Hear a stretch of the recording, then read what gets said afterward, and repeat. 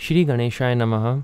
शांताकारं भुजगशयनं पद्मनाभं सुरेशं विश्वाधारं गगनसदृशं मेघवर्णं शुभांगं लक्ष्मीकान्तं कमलनयनं योगिभिर्ध्यानगम्यं वन्दे विष्णु भवभयहरं सर्वलोकैकनाथं।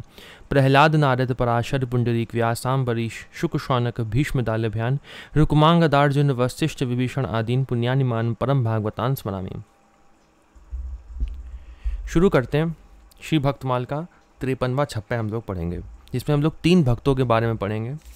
पहले श्री हरिपाल जी के बारे में पढ़ेंगे, दूसरे श्री साक्षी गोपाल जी के भक्त के बारे में पढ़ेंगे और तीसरे श्री रामदास जी के बारे में पढ़ेंगे।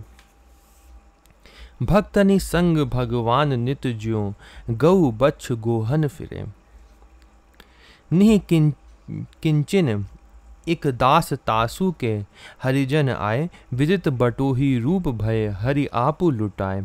साशी देन को श्याम खुरदहा प्रभु ही पधारे, रामदास के सदन राय जन छोर सिधारे। आयुध छत तन अनुग के बलि बंधन अपु बपु धरे, भक्तनि संग भगवान नित ज्यों गौ बच्छ गोहन फिरे। तो इसका अर्थ क्या है? जो अंत में लिखा रहता है वही प्रथम में भी लिखा रहता है। इसको इस तरीके से पढ़ते हैं। वैसे उन्होंने तो अंत में ही वो ऐसे ही होती है, ये शुरू वाली इसको गाने के लिए पढ़ते हैं।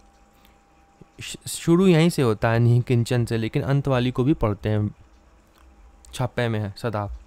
तो जो ये अंत में लिखी थी उसका अर्थ क्या है? यहाँ लिखा है, भगवान सर्वदा अपने भक्तों के साथ इस प्रकार घूमा करते हैं जैसे बछड़े के पीछे पीछे गाय। एक भगवान के भक्त अति निष्किंचन थे, उनके यहाँ भक्तगण पधारे। घर में सेवा योग्य कुछ भी नहीं था। स्वयं भगवान लक्ष्मी जी को साथ लेकर यात्री बनकर आए और उस निष्किंचन भक्त के हाथों से लुटे। भक्त ने उनको लूट लिया, भगवान को।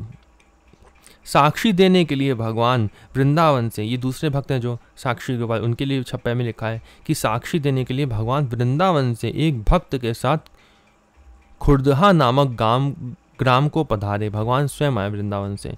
श्री रणछोड़ राय जी द्वारका से श्री रामदास जी के घर डाकोर को आए और अपने सेवक रामदास जी के ऊपर पड़ी हथियारों की चोट को अपने शरीर पर ले लिया। राजा बलि को बांधने वाले भगवान ने अपने श्री विग्रह को कान की सोने की बाली से भी हल्का कर लिया।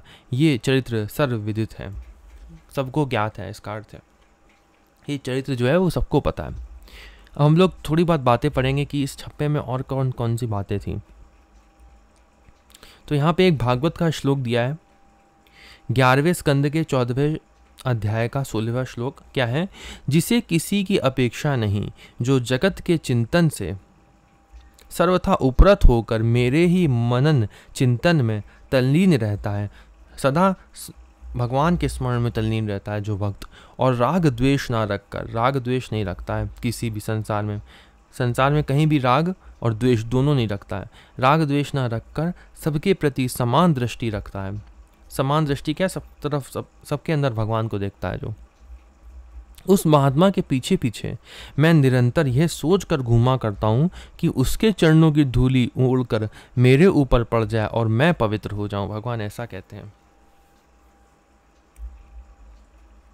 उन भक्तों को भगवान अपने से भी ऊपर मानते हैं, इसलिए भगवान ने ऐसा कहा।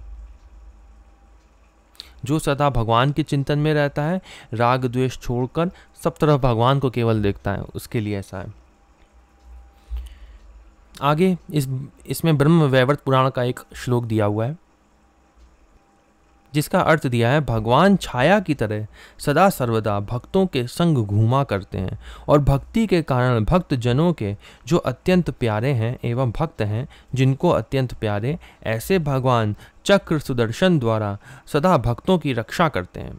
भगवान हमेशा उनके पीछे पीछे चलते हैं अपने भक्तों के। तो उसी का उदाहरण लेते हुए जो ये बात हम लोग भागवत में पढ़ते हैं, इस श्लोक को अच्छे से समझना है तो इन 3 भक्तों के बारे में हम लोग पढ़ेंगे, तो उससे हम समझ पाएंगे। फिर आदि पुराण का श्लोक दिया है, उसमें लिखा है, श्री कृष्ण इस प्रकार कहता हुआ मनुष्य जब चलता है तो हे अर्जुन, मैं उसके पीछे पीछे चलता हूँ, मेरा यह वचन सत्य है, सत्य है। भगवान ने ऐसा कहा। और यहाँ पे दिया हुआ एक पद, नारद मेरो साधु सो अंतर नाही, साधुन से अंतर जो राखे तेव नरक में जाही। लक्ष्मी मेरी अर्ध शरीरी सो भक्त की दासी, सब तीरथ साधुन के चरणन कोटि गंग अरुकासी। जहम ये जेवें तहम मैं जाऊं, जहम सोवें तहम सोऊं, जो मेरे भक्तन को दुख देवे कुल समेत तेही खाऊं, कुल समेत तेही खोऊं। जहम ये मेरो करें कीर्तन तहाँ करूँ मैं बासा, इन्हीं के पीछे उठी धाऊं मोही इन्हीं की आशा। तजी अभिमान प्रेम सो सेवे सोई मोको पावे, कहत कबीर भक्त की महिमा हरि अपने मुख गावे। कबीरदास जी का ये था और बहुत ही अच्छा था। आशा है इसका अर्थ समझ में आ गया होगा। अगर नहीं समझ में आया तो फिर से सुन लें। आगे हम पढ़ेंगे निष्किंचन भक्त श्री हरिपाल जी के बारे में। भक्तनी के संग भगवान ऐसे फिरियो, करे जैसे बच्छ संग फिरे नेहवती गाई है। वही बात लिखी है कि जैसे अपने प्यारे भक्तों के साथ साथ भगवान इसी प्रकार से घूमा करते हैं जैसे बछड़े के साथ स्नेह भरी गाय। हरिपाल नाम विप्र धाम में जन्म लियो कियो, अनुराग साधु दई श्री लुटाई है। श्री हरिपाल नामक एक भक्त थे, उनका जन्म ब्राह्मण वंश में हुआ था। आप साधुओं से बड़ा प्रेम करते थे। आपने अपनी सारी संपत्ति उन्हीं की सेवा में लुटा दी। केतिक हजार ले बाजार के करज ख्वाए, गरज न सरे कियो चोरी को उपाय है। जब घर में कुछ भी नहीं रहा तब बाजार से कर्ज ले लेकर कई हजार रुपये साधुओं को खिला दिए, परंतु साधु सेवा बंद नहीं की। जब कर्ज नहीं मिलने लगा तब साधु सेवा न चलती देखकर चोरी का सहारा लिया। विमुख हो लेत हरिदास को न दुख देत, आए संत द्वार तिया संग बतराई है। जैसे इन्होंने चोरी का सहारा लिया। अब ये जिसमें जितने भी भक्तमाल में भक्त हैं, ये सब ही जो भक्त हैं वो सिद्ध भक्त हैं, वे भगवान को प्राप्त कर चुके हैं। तो जो इनका अनुकरण है, जो एक कर्म जैसे कर्म ये करते हैं वैसे हमें नहीं करने हैं, क्योंकि हम साधन भक्ति वाले भक्त हैं। हम भगवत प्राप्ति चाहते हैं और हमको नियमों के अनुसार चलना पड़ता है। अगर हम जो आचरण सिद्ध भक्त करते हैं वो आचरण हम करेंगे तो हम भगवान को प्राप्त नहीं कर पाएंगे। इसलिए हमको सिद्ध भक्तों के कर्मों का अनुसरण नहीं करना होता है। ठीक है, आगे पढ़ते हैं। लिखा है, विमुख हो को लेत हरिदास को न दुख देत, देत आए संत द्वार तिया संग बतराई है। पर चोरी करते समय ये ध्यान में रखते थे कि भगवान से विमुख धनियों का धन ही लें। भगवान के भक्तों को आप कभी कष्ट नहीं देते थे, ये ध्यान रखते थे। ये सिद्ध भक्त थे। भगवान का चिंतन 24 घंटे होता था। जैसे यहाँ पे हमने जो कंडीशन पढ़ी, इनके पीछे पीछे भगवान चलते हैं, किनके पीछे पीछे चलते हैं, ये कंडीशन लिखी है। क्या लिखी है? कि जो मनन चिंतन में तल्लीन रहते हैं वह सदा रहते हैं। लिखा है ना, सर्वथा 24 घंटे भगवान के मनन चिंतन में तल्लीन रहते हैं, राग द्वेष नहीं रखते हैं और हर तरफ भगवान को देखते हैं। तब उसके लिए है कि भगवान उसके पीछे पीछे चलते हैं। तो ये ऐसे भक्त थे। ठीक है, तो आगे लिखा है, पर चोरी करते समय ध्यान में रखते थे कि भगवान से विमुख धनियों का धन ही लें। भगवान के भक्तों को आप कभी कष्ट नहीं देते थे। एक बार चोरी करते समय भक्त का घर जानकर अपना चद्दर भी छोड़ आए, तब से चोरी छोड़कर लूटपाट करने लगे। एक दिन द्वार पर बड़ी सी संत मंडली आ पहुंची।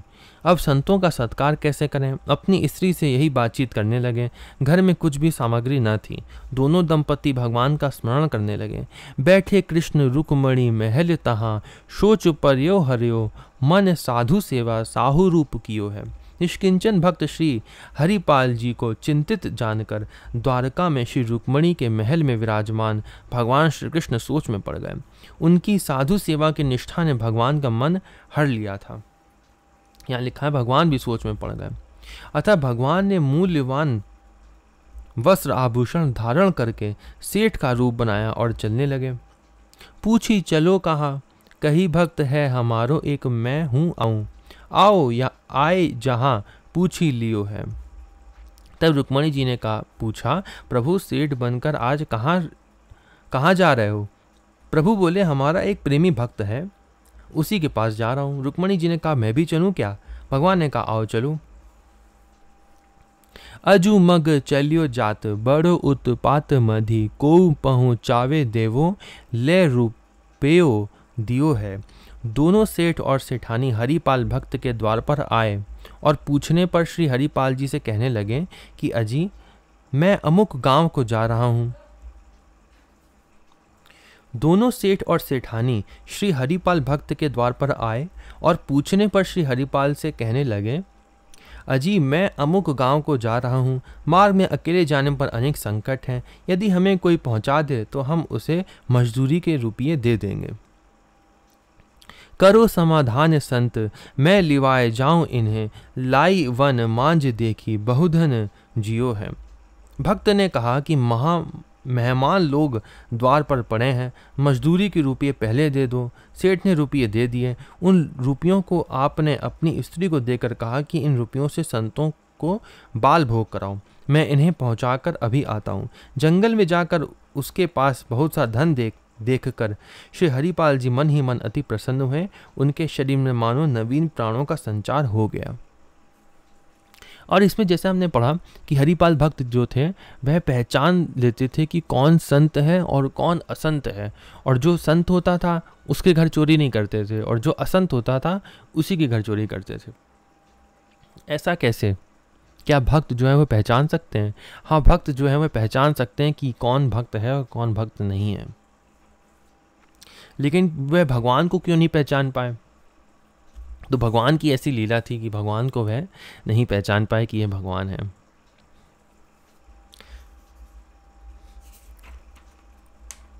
और आगे पढ़ते हैं क्या लिखा है। देखें जो निहार माला, तिलक न सदाचार होएंगे, भंडार जो पे धन इतो लायो है। श्री हरिपाल जी ने ध्यान देकर देखा कि उनके गले में माला और मस्तक में तिलक नहीं है। ये वैष्णव कासा आचार, नाम उच्चारण आदि भी नहीं कर रहे हैं। तो उन्होंने ये पहचाना पहले कि ये संत हैं या नहीं है। तो उन्होंने कैसे पहचाना? दिखा कि कोई तिलक नहीं है, गले में माला नहीं है, वैष्णव का आचरण नहीं है, भगवान का नाम भी नहीं जप रहे हैं, नाम उच्चारण आदि भी नहीं कर रहे हैं। इनके शरीरों पर अति मूल्यवान इतने आभूषण हैं, तो घर में सोना चांदी जवाहरात के भंडार भरे होंगे। तब तो ये अपने साथ इतना लाए हैं। जब इतना लाए हैं तो इनके घर में और कितना होगा, उन्होंने सोचा। लीजिए छिनाए यह, वारी कहे डारी देवो, दियो सब डारी छला, छिगुनी में छायो है। यदि मैं ये सब छीन भी लूं तो कोई विशेष हानि नहीं होगी। ऐसा मन में विचार कर श्री हरिपाल जी दोनों से बोले, तुम्हारे पास जितना सामान है सब साधु सेवा के निमित्त न्योछावर कर अपने शरीर से उतार कर डाल दो। उन्होंने कहा, नहीं तो पिटोगे। उन दोनों ने सब कुछ उतार कर डाल दिया। श्री रुक्मणी जी की उंगली में एक छल्ला था, वह उनसे नहीं निकला। अंगूरी मरोरी कही, बड़ो तू कठोर अहो, तो को कैसे छोड़ो संत, जेवे मोको भायो है। तब श्री हरिपाल जी उंगली मरोड़ कर उसे निकालने लगे। तब वह बोली, रुक्मणी जी ने क्या कहा, अरे तू तो बड़ा ही कठोर है, मेरी उंगली टूट जाएगी, इस छल्ले को छोड़ दे। भक्त जी ने कहा, छोड़ कैसे दूं, इससे तो कई संतों का भोजन होगा, इसलिए यह कार्य हमें अच्छा लग रहा है। उन्होंने कहा, प्रगट दिखायो रूप, सुंदर अनूप वह, मेरे भक्त भूप लेके छाती सो लगायो है। तब भगवान ने जब ये देखा तब भगवान ने अपना रूप प्रकट कर दिया। इस साधु सेवा निष्ठा की बात सुनकर भगवान ने सेठ रूप को त्याग दिया और श्याम सुंदर अनुरूप धारण कर अपने भक्त को दर्शन दिया। मेरे प्यारे भक्त हो, भक्तों में श्रेष्ठ हो, ऐसा कहते हुए भगवान ने हरिपाल जी को छाती से लगा लिया। इसमें दिया है, संत जेवे मोको भायो है। इसके लिए लिखा है, छल करी बल करी बुद्धि करी, साधुन के मुख देही, हुंडी के से दाम को हरि जूसों गनी लेही। परंतु एक बात का ध्यान रखना चाहिए कि छल बल आदि केवल शुद्ध भाव से साधु सेवा निमित्त ही होना चाहिए, तभी सही है वो, जैसे इनका था। तो जैसे सिद्ध भक्त थे, ये इन्हीं के लिए ये चीज़ है, हम लोगों के लिए, साधन भक्तों के लिए ऐसी चीज़ नहीं है। या है अगर तो बिल्कुल शुद्ध भाव से होनी चाहिए जैसा यहाँ लिखा है, और केवल साधु सेवा निमित्त होनी चाहिए। आगे पढ़ते हैं, श्री साक्षी गोपाल जी के भक्त के बारे में पढ़ेंगे हम लोग। गौड़ देशवासी उभे विप्रता की कथा, सुनो एक वैश्य वृद्ध जाति वृद्ध छोटो संग है। अब गौड़ देश में निवास करने वाले दो ब्राह्मणों की कथा सुनिए। इन दोनों में से एक कुल और आयु दोनों में बड़ा था और दूसरा नई अवस्था वाला साधारण कुल का था। और ठौर फिरी आए तन, और ठौर फिरी आए बन, तन भयो दुखी कीनी टहल अभंग है। दोनों तीर्थ यात्रा करने के लिए घर से चले। अनेकों तीर्थों का दर्शन करते हुए दोनों वृंदावन धाम में आए। दैवयोग से बूढ़ा ब्राह्मण बीमार हो गया। तब उस युवक ने बड़े प्रेम से खूब सेवा की बूढ़े ब्राह्मण की। रीझो बड़ो द्विज निज, सुता तो को दई अहो, रहो नहीं चाह मेरे, लई बिने रंग है। स्वस्थ हो जाने पर उसने अति प्रसन्न होकर कहा, मैंने अपनी लड़की तुम्हें दे दी। तब उस युवक ने कहा, अरे आप ये क्या कह रहे हैं, मेरे मन में ब्याह की चाह नहीं है। साखी दे गोपाल अब, बात प्रतिपाल करो, ढरो कुल ग्राम भाम, पूछो सो प्रसंग है। उस वृद्ध ने नम्रतापूर्वक आग्रह किया और मंदिर में विराजमान श्री गोपाल जी को साक्षी बनाकर कन्या देने की प्रतिज्ञा की। तब उस युवक ने भी स्वीकार कर लिया। दोनों वृंदावन से चले और घूमते घामते घर को पहुंचे। तब उस युवक ने वृद्ध से कहा कि अब आप अपनी प्रतिज्ञा का पालन कीजिए और अपनी लड़की का ब्याह मेरे साथ कर दीजिए। वृद्ध ने अपनी स्त्री तथा कुटुंब वालों से पूछा। उनकी सम्मति ना पाकर अपनी प्रतिज्ञा से टल गया। तो जो हमने पढ़ा, आशा करते हैं वो समझ आ ही गया होगा। अगर मैं संक्षेप में बताऊं तो दो लोग थे, एक वृद्ध ब्राह्मण थे और एक नई अवस्था वाले साधारण कुल के थे। तो वो वृंदावन जब पहुंचे तब वो बीमार पड़ गए वृद्ध वाले, और उन्होंने सेवा करी जो साधारण नई अवस्था वाले थे। जब सेवा करी तो उन्होंने उनको एक साक्षी, भगवान को साक्षी रखकर प्रतिज्ञा कर दी कि मैं अपनी लड़की का ब्याह तुमसे करा दूंगा। लेकिन जब वे घर पहुंचे उनके घर वालों ने मना कर दिया और तब वो भी उस बात से टल गए। अब आगे क्या होता है पढ़ते हैं। बोलियो छोटो विप्र छिप्र, दीजिए कहीं जो बात तिया, सुत कहें अहो सुता याके जोग हैं। कुछ दिन बाद उस युवक ने पुनः वृद्ध ब्राह्मण से कहा, आप अब शीघ्र ही अपनी कन्या मुझे दे दीजिए। जैसी बात वृंदावन में कही थी वैसा ही काम कीजिए। उस वृद्ध ब्राह्मण की स्त्री और पुत्र को जब सब बात मालूम हुई तो वह कहने लगे, अरे यह क्या, हमारी लड़की क्या उस हीन कुल वाले ब्राह्मण के योग्य है। वो लोग ऐसा कहने लगे, उसके परिवार वाले। द्विज कहे नाही कैसे करो, मैं तो दैन कहीं कहो, भूली भयो विथा को प्रयोग है। हम उसके साथ विवाह नहीं करेंगे। ब्राह्मण बोला, मैंने तो उसे लड़की देने की प्रतिज्ञा की है, अब ना ही कैसे करूं। लोगों ने उसे समझाया, तुम ये कह दो कि मैं उस समय होश में नहीं था, कष्ट के कारण भूल से कह गया था। उनके परिवार वालों ने कहा कि तुम ये उससे कह दो कि मैं उस समय कष्ट में था, भूल से कह दिया। भई सभा भारी पूछो, साखी नर नारी, श्री गोपाल बनवारी और कौन तुच्छ लोग हैं। उस उत्तर को सुनकर युवक ने पंचायत जोड़ी। पंचों ने पूछा कि कोई स्त्री या पुरुष तुम्हारा गवाह है, वहाँ पे कोई था गवाह तुम्हारे लिए। पंचों ने कहा। उसने कहा, इन्होंने श्री गोपाल जी को साक्षी बनाया था, अतः वे ही साक्षी हैं, कोई तुच्छ मनुष्य साक्षी नहीं है। कोई मनुष्य साक्षी नहीं, भगवान साक्षी हैं उसके, भगवान थे वहाँ पे। लेवो जू लिखाई जो पे, साखी भरे आई तो पे, ब्याही बेटी दीजे लीजे, करो सुख भोग है। तब सब पंच बोले, इस सभा में आज लिखा पढ़ी करवा लो। यदि श्री गोपाल जी आकर साक्षी देंगे तो तुम्हारे साथ बेटी का ब्याह कर दिया जाएगा और तुम लड़की को घर ले जाकर गृहस्थ आश्रम के सुख भोग करना। उन्होंने ऐसा कह दिया। आयो वृंदावन बनवासी श्री गोपाल जूसो, बोलियो चलो साखी देवो लई है लिखाए के। तब वह युवक ब्राह्मण वृंदावन को आया। वह वापस वृंदावन आया और वृंदावन वासी श्री गोपाल जी से बोला, आप मेरे साथ गांव को चलिए और साक्षी दीजिए, ऐसी लिखा पढ़ी मैंने करवा ली है।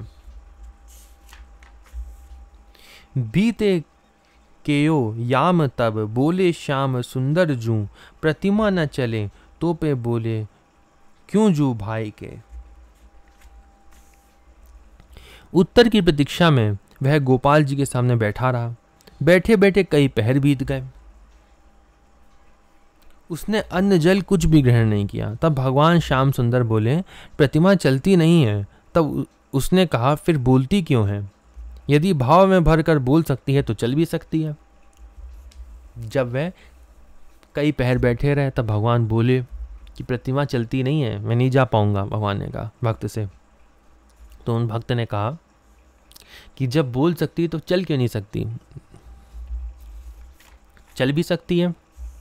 अब आगे पढ़ते हैं क्या होता है। लागे जब संग युग शेर भोग धरो रंग, आधे आध पावों चलो नूपुर बजाए के। भावपूर्ण उत्तर सुनकर श्री गोपाल जी साथ चलने को तैयार हो गए और बोले, मैं तुम्हारे साथ चलूंगा, पर नित्य 2 शेर उत्तम भोग मुझे अर्पण किया करना, हम दोनों उसमें से आधा आधा खा लिया करेंगे। दूसरी प्रतिज्ञा ये है, उन्होंने 2 कंडीशन रखी। पहले तो मैं 2 शेर उत्तम भोग खाऊंगा जो हम लोग आधा आधा खा लेंगे। दूसरी प्रतिज्ञा ये रखी कि मैं तुम्हारे पीछे पीछे अपने पैरों के नूपुरों को बजाता चलूंगा। रिमझिम रिमझिम जो आवाज़ है भगवान के नूपुरों की, वो आवाज़ आती रहेगी और तुम पीछे मुड़ के मत देखना। आगे देखो क्या इसमें लिखा है। धुनी तेरे कान परे, पाछे जीनी दीठी करे, करे रहो वाही ठौर कहीं में सुनाए के। उसकी ध्वनि तुम्हारे कानों में पड़ती रहेगी, जिससे तुम मन में विश्वास रखना कि गोपाल जी आ रहे हैं। जब तुम चलते रहोगे तो पीछे पीछे भगवान चलते रहेंगे, लेकिन तुम पीछे मुड़ के मत देखना। भगवान की जो नूपुरों की आवाज़ होगी ना, उससे समझ लेना कि हाँ भगवान पीछे पीछे चल रहे हैं। उसकी ध्वनि तुम्हारे कानों में पड़ती रहेगी, जिसे तुम मन में विश्वास रखना कि गोपाल जी आ रहे हैं। पीछे घूमकर मत देखना, जहाँ घूमकर मुझे देखोगे बस मैं वहीं रह जाऊंगा, वहीं रुक जाऊंगा, फिर नहीं बढ़ूंगा आगे। सारी बातें मैंने तुम्हें सुना समझाकर पहले ही कह दी, ऐसा ही करना। 2 कंडीशन भगवान ने रख दी। एक तो 2 शेर मैं भोग लूंगा और पीछे मुड़ के मत देखना। आगे क्या होता है। गए ढिंग गांव कहीं, नेकू तो चिताव रहे, चितए ते ठाड़े दियो मृदु मुस्काए के। आगे आगे भक्त, पीछे पीछे भगवान वृंदावन से चले। जैसे ही गांव के निकट पहुंचे, तैसे उस भक्त के मन में आया कि जरा चलते हुए ठाकुर की शोभा देख लूं। घूम कर देखते ही श्री गोपाल जी खड़े हो गए और मंद मंद मुस्कुराने लगे। जैसे ही उसने पीछे मुड़ के देखा, वैसे ही भगवान रुक गए उसी समय और मुस्कुराने लगे। ल्यावो जू बुलाए कहो, आए देखो आए आप, सुनत ही चौकी सब ग्राम आयो थाए के। भक्त ने कहा, क्यों थक गए क्या?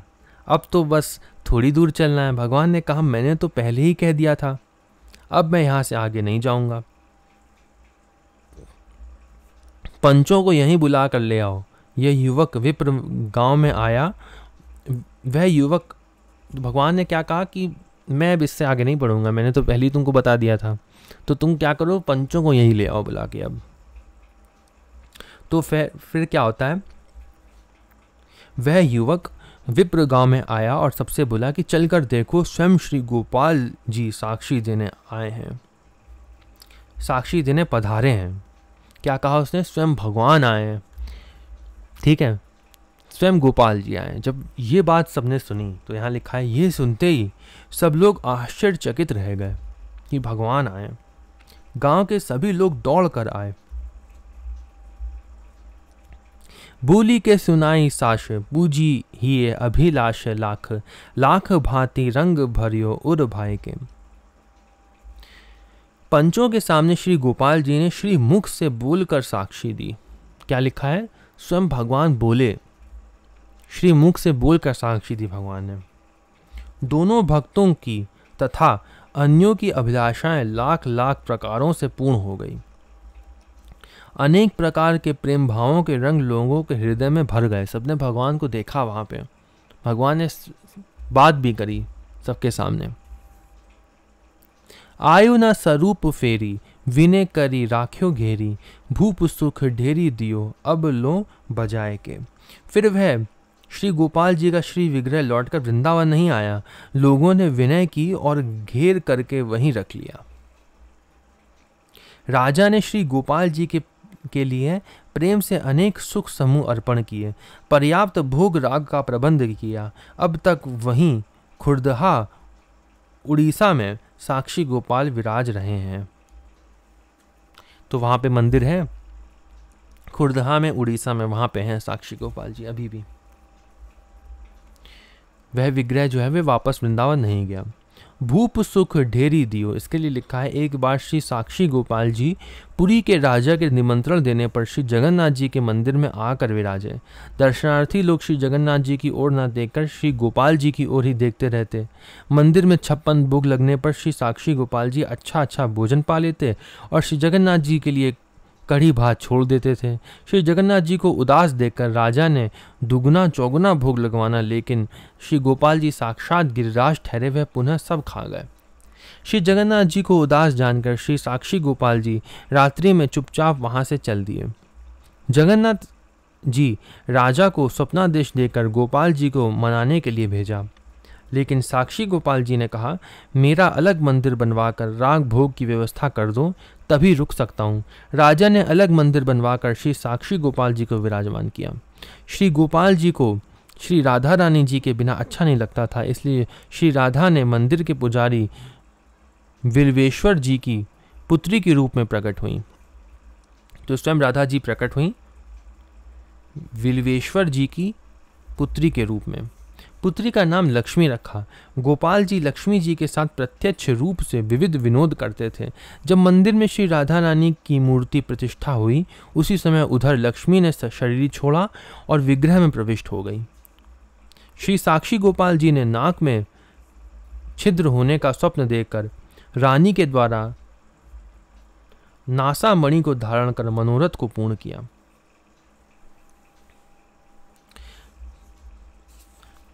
साक्षी गोपाल जी के भक्त का चरित्र यहीं पर समाप्त होता है। हम लोग अब श्री रामदास जी के बारे में पढ़ेंगे। द्वारिका के ढिग ही डाकोर एक गांव रहे रामदास भक्त, भक्ति या को प्यारी है। द्वारिकापुरी के समीप ही डाकोर नाम का एक गांव है। वहाँ श्री रामदास जी बुढ़ाना नाम के एक भक्त रहते थे। उन्हें भक्ति अत्यंत ही प्यारी लगती थी। जागरण एकादशी करें, रणछोड़ जू के भयो तन, वृद्ध आज्ञा दई नहीं धारिये। वह प्रति एकादशी को द्वारका में जाकर श्री रणछोड़ जी के मंदिर में जागरण कीर्तन करते थे। जब आपका शरीर वृद्ध हो गया तब स्वयं भगवान ने आज्ञा दी कि अब एकादशी की रात का जागरण करने यहाँ मत आया करो, घर पर ही कर लिया करो। पर आपने श्री ठाकुर जी की यह बात नहीं मानी। बिल्कुल यही बात सनातन गोस्वामी जी के साथ भी हुई थी, जो गोवर्धन की परिक्रमा लगाते थे। तब भगवान ने कहा था कि उनका जब शरीर वृद्ध हो गया था तब भगवान ने कहा कि अब गोवर्धन की परिक्रमा मत लगाया करो, लेकिन वो फिर भी लगाते थे। तब भगवान ने उनको एक शिला दी थी गोवर्धन जी की, वह आज भी श्री राधा दामोदर मंदिर में है। तो भगवान ने उनको शिला दी थी और भगवान ने कहा था कि आप इसी की परिक्रमा कर लो, हम मान लेंगे कि गोवर्धन की हो गई। उसमें सारे भगवान की लकुटी के और चरण चिन्ह भी हैं। तो आगे पढ़ते हैं, लिखा है, बोले भरी भाई तेरो, आए वो सहियो ना, जाए चलो घर धाय, तेरे ल्यावो गाड़ी भारी है। भक्त का दृढ़ नियम देखकर, दृढ़ नियम होता है भक्त का, भगवान के कहने पर भी भक्त नहीं मानते हैं। भक्त का दृढ़ नियम देखकर भाव में भरकर भगवान बोले, अब तुम्हारे यहाँ आने का कष्ट मुझसे सहन नहीं होता है। भगवान को सहन नहीं होता है भक्त का कष्ट, इसलिए शीघ्र ही दौड़कर तुम्हारे घर चलूंगा। अगली एकादशी को गाड़ी ले आना। भगवान ने कहा तुम्हारे साथ ही चलूंगा अब मैं घर तुम्हारे।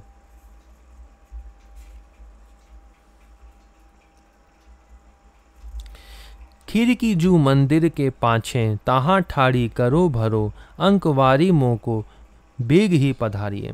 और उसे मंदिर के पीछे खिड़की की ओर खड़ी कर देना, मैं खिड़की खोल दूंगा, तुम मुझे गोद में भरकर उठा ले आना और गाड़ी में पधराकर शीघ्र ही चल देना। करी वाही भांति आयो, जागरण गाड़ी चढ़ी, जानी सब वृद्ध भयो, थकी पांव गति है। भक्त श्री रामदास जी ने वैसा ही किया। जागरण करने के लिए गाड़ी पर चढ़कर आए। सभी लोगों ने समझा कि भक्त जी अब वृद्ध हो गए हैं, पैर थक गए हैं, चलने की शक्ति नहीं रह गई, अतः गाड़ी पर चढ़कर आए। लोगों ने ये सोचा। द्वादशी की आधी रात लेके चले मोद रगात, भूषण उतारी धरे जाकी सांची रहती है। एकादशी की रात भर जागरण हुआ। द्वादशी की आधी रात को खिड़की के मार्ग से मंदिर में गए। आपके तन मन में भारी उत्साह था। लिखा है भारी उत्साह था। सोचिए कैसा उत्साह होगा अगर भगवान ने कहा हो कि मैं खिड़की से आऊँगा किसी के अंदर। तो लिखा है आपके अंदर तन मन में भारी उत्साह था। ठाकुर जी के शिव विग्रह पर से सभी आभूषण उतार कर वहीं मंदिर में रख दिए। आपका सच्चा प्रेम भगवान से था, आभूषणों से क्या प्रयोजन। श्री रणछोड़ जी को गाड़ी में पधरा कर चल दिए। मंदिर उघारी देखें, परों हैं उजारी तहां, दोरे पाछे जानी देखी कही कौन मती है। प्रातःकाल पुजारियों ने मंदिर खुला तो देखा कि मंदिर सूना उजड़ा पड़ा है। लोग समझ गए कि रामदास गाड़ी लाए थे, वही ले गए। पुजारियों ने पीछा किया। उन्हें आते देखकर श्री रामदास जी ने कहा कि अब कौन उपाय करना चाहिए। उन्होंने कहा क्या उपाय करना चाहिए। बापी पध राय हाकी, जाए सुख पाए रहो, गहियो चलियो जात आनी, मारियो घाव अति है। भगवान ने कहा मुझे बाबली में पधरा दो। भक्त ने ऐसा ही किया और सुखपूर्वक गाड़ी हाँक दी। पुजारियों ने श्री रामदास जी को पकड़ा और खूब मार लगाई। इनके शरीर में बहुत से घाव हो गए। पुजारियों ने उनको मार लगाई। वो तो ये सोचे कि ये चोरी करके ले जा रहे हैं भगवान को। और इसमें क्या लिखा है टिप्पणी में, भूषण उतारी धरे, भगवान की भूषण उतार दिए थे उन्होंने। इसके लिखा है भगवान भक्त के साथ जाने के लिए अच्छे अच्छे वस्त्राभूषण पहनकर तैयार थे। श्री रामदास जी ने कहा कि आप सभी आभूषण उतार कर रख दीजिए, तभी मैं आपको अपने साथ ले चलूंगा, क्योंकि आपके आने से एवं आभूषण के भी चले जाने से पंडा पुजारियों को बहुत दुख होगा और मुझे आपके आभूषणों की रखवाली भी करनी पड़ेगी। मेरा प्रेम आभूषणों से नहीं आपसे है। यथा दृष्टांत इसी के लिखा है, एक बुढ़िया के पास श्री गोपाल जी थे। उन्हें स्वर्ण के आभूषणों से सुसज्जित रखती थी। सेवा करने में असमर्थ होने के कारण एक महंत जी को आभूषण उतार कर श्री गोपाल जी को देने लगी। महंत जी ने अस्वीकार कर दिया। तब बुढ़िया बोली, बाबा जी मैं समझ गई, तुमको ठाकुर से स्नेह नहीं है, तुम्हारा स्नेह तो गहनों से है। और आगे पढ़ते हैं। देखें चहूँ दिशी गाड़ी, कहूँ पे ना पाए हरी, करी पछितावो कहें भक्त के लगाई है।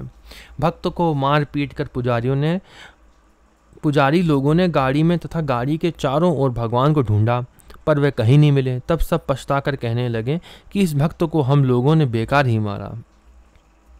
बोली उठायो एक यही और यह गयो, हो तो जाए देखें बावरी को लोहू लपटाई है। इसी बीच में उनमें से एक बोल उठा, मैंने इस रामदास को इस ओर आते देखा था, इस ओर यह गया था, चलो वहां देखो। सभी लोगों ने जाकर बावली में देखा तो भगवान मिल गए। उसका जल खून से लाल हो गया था। दास को जूं डारी चोट, ओट लई अंग में ही, नहीं मैं तो जाऊं बीजे मूर्ति बताई है। भगवान ने कहा, तुम लोगों ने जो मेरे भक्त को मारा है, उस चोट को मैंने अपने शरीर पर लिया है, इसी से मेरे शरीर से खून बह रहा है। भक्त अपराध से अब मैं तुम लोगों के साथ कदापि नहीं जाऊंगा, भगवान ने कहा। यह कहकर श्री ठाकुर जी ने उन्हें दूसरी मूर्ति एक स्थान में थी सो बता दी और कहा कि उसे ले जाकर मंदिर में पधराओ, तुम, मैं तुम्हारे साथ नहीं जाऊंगा।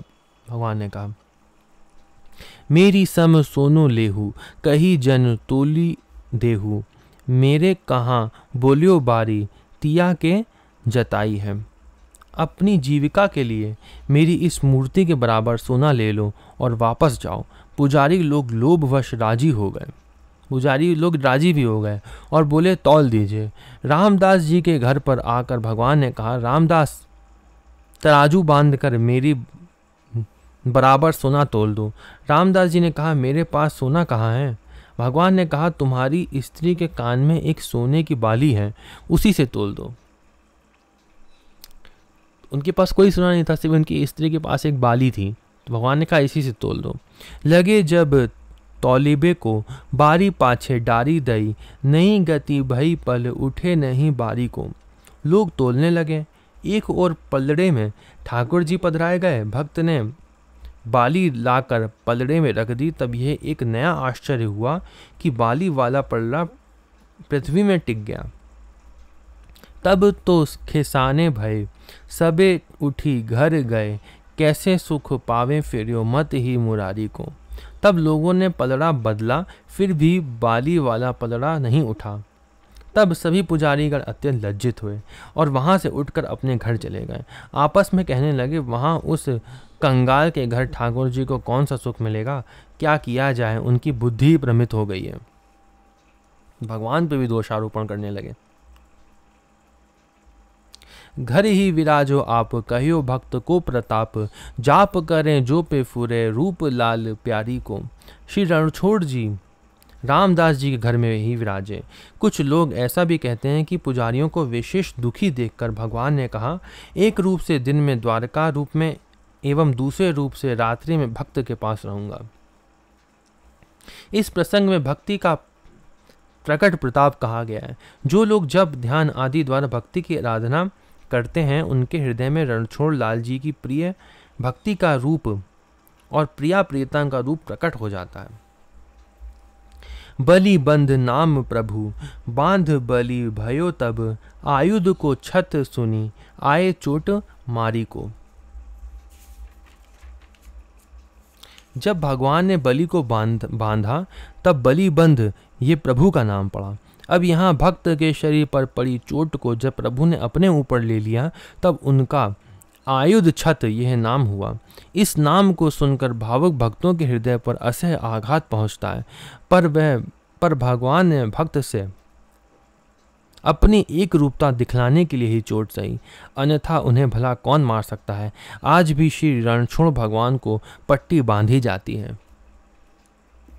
तो ये चरित्र था, बहुत अच्छा चरित्र था। हम लोग ने 3 चरित्र भगवान के पढ़े, सिद्ध भक्तों के पढ़े, जो भगवान जिनके पीछे पीछे भगवान चलते थे।